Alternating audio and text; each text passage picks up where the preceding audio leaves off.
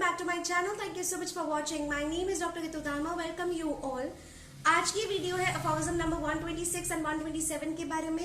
As you all know कि हमारी drug proving की सीरीज चल रही है ऑर्गेनॉन ऑफ मेडिसिन की बुक से, जो कि हमने स्टार्ट की थी अफॉर्मिज्म नंबर 105 से.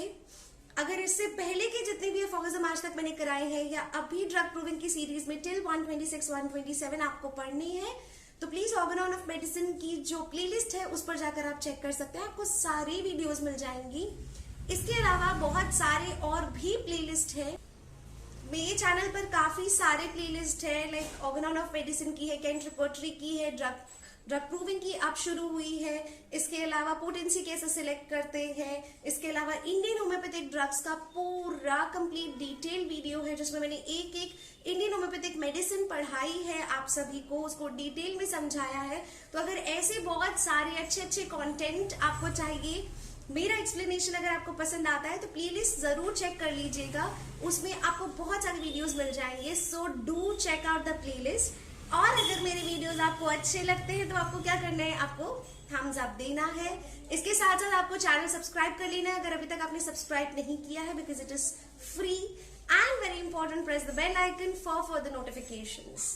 Do share these videos with your friends, with your family, जो भी होम्योपैथी से रिलेटेड है सबके साथ. तो चलिए स्टार्ट करते हैं इस वीडियो को, which is about aphorism number 126. Very very important. इसका टाइटल आप दे सकते हैं क्वालिटीज ऑफ अ प्रूवर, या क्योंकि हम लास्ट वीडियो में हम कर चुके थे डाइटरी रेस्ट्रिक्शंस कर चुके हैं, मेडिसिनल रेस्ट्रिक्शन क्या क्या होनी चाहिए. मतलब अगर किसी भी इंडिविजुअल पर ड्रग प्रूविंग का हो रही है इन हेल्दी ह्यूमन बीइंग, तो उनको मेडिसिनली क्या क्या अवॉइड करना है, उनको डाइट में क्या क्या अवॉइड करना है, ये हम ऑलरेडी कर चुके हैं अफॉर्मिज्म नंबर 124 125 में.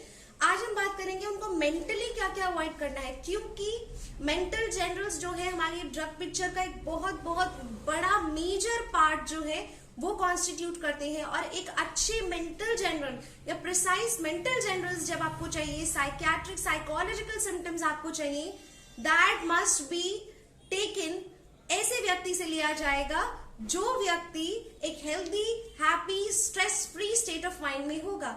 तो यही चीजें इस अफॉर्मिज्म में बताई गई है कि किस तरह का व्यक्ति को क्या क्या चीजें मेंटली अवॉइड करनी है, जिससे कि जब भी आपके ड्रग प्रूविंग के सिम्टम्स आएंगे वो बहुत एक्यूरेट हो, सारे सेंसेशंस और सारे सिम्टम्स एक्यूरेट आए.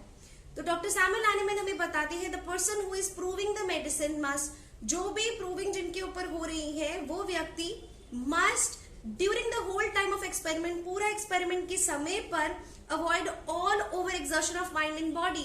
माइंड का ओवर एक्सर्शन नहीं करना, बॉडी का भी ओवर एक्सर्शन नहीं करना है. 6th एडिशन में एक लाइन ऐड की गई थी कि जिन पर भी प्रूविंग की जा रही है they must be preeminently trustworthy and conscientious. Trustworthy और कंसाइशियस क्यों होना चाहिए हमें, क्योंकि जो भी व्यक्ति पर ड्रग प्रूविंग की जा रही है अगर वो एक्यूरेटली आपको सच्चे सच्चे सही सही सिम्टम्स नहीं बताएंगे तो बहुत बड़ा मेजर प्रॉब्लम हो जाएगा. इसलिए प्रूवर सिलेक्ट करना भी बहुत बड़ी मेहनत का काम होता है. आगे जितने भी हम अफॉर्मिज्म्स पढ़ेंगे उसमें बताया जाएगा कि प्रूवर में क्या क्या क्वालिटीज होती हैं. यहाँ भी क्वालिटीज ऑफ प्रूवर बताया गया है, लेकिन इसके अलावा और क्या क्या क्वालिटीज होनी चाहिए एक प्रूवर में वो सिलेक्ट करना है. प्रूवर सिलेक्ट करना बहुत बहुत मेहनत का काम होता है. इसके अलावा क्या करना है, जिस भी पर्सन पर मेडिसिन की प्रूविंग की जा रही है उसको अवॉइड करना है all sort of dissipation and disturbing patience. कोई भी आपके दिमाग में हलचल करने वाली चीजें, आपको डिस्टर्ब करने वाली चीजें, आपको बहुत ज्यादा पैशनेट करने वाली चीजें भी नहीं होनी चाहिए. डेफिनेटली थोड़ा बहुत सबके साथ चलता है, बट मेजरली आपको वो सब चीजें अवॉइड करनी है. एक स्टेबल स्टेट ऑफ माइंड में रहना है. He should have no urgent business to distract his attention. उसके पास ऐसा कोई बिजनेस नहीं होना चाहिए अर्जेंट वाला जिसमें कि एक कॉल आया और वो डिस्ट्रैक्ट हो गया, डिस्ट्रैक्शन के साथ साथ डर क्रिएट हो गया, एंजाइटी क्रिएट हो गई, रेस्टलेसनेस क्रिएट हो गई.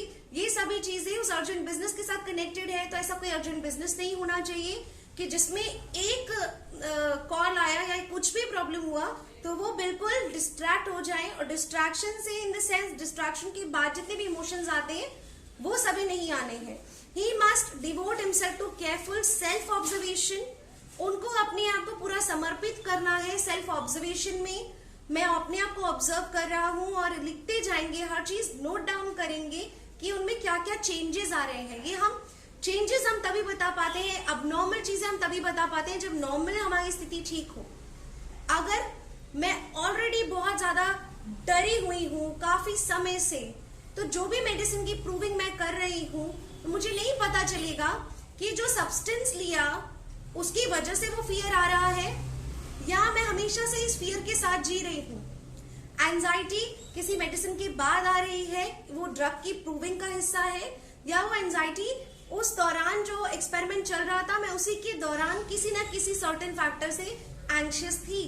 तो इसलिए जब तक एक स्टेबल मनोस्थिति नहीं होती है, उस मनोस्थिति में जो भी डिस्टरबेंस होगी, वेरीनेस होगी, आप उसे ऑब्जर्व नहीं कर पाओगे। सेल्फ ऑब्जर्वेशन के लिए केयरफुल हो, समर्पित हो, ये हमें पता है। इसके अलावा वो डिस्टर्ब नहीं हो, एंगेज जरूर हो, काम करें, एंगेजिंग काम करें। Self observation is itself very engaging.